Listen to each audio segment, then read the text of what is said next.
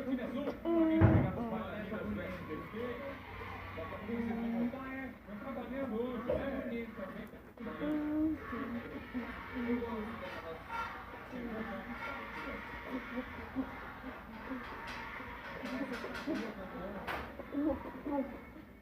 Pergunta pra vocês. Livinho, presta atenção. Tá no ar, tá ouvindo. Ele é meu olhão.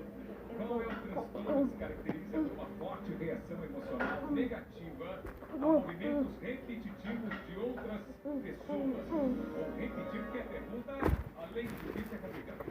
Qual é o transtorno que se caracteriza, você pode ler aí, por uma forte reação emocional negativa a movimentos repetitivos de outras pessoas? Entenderam a pergunta? Não, entendi a pergunta, mas É. difícil, amigo. Tempo para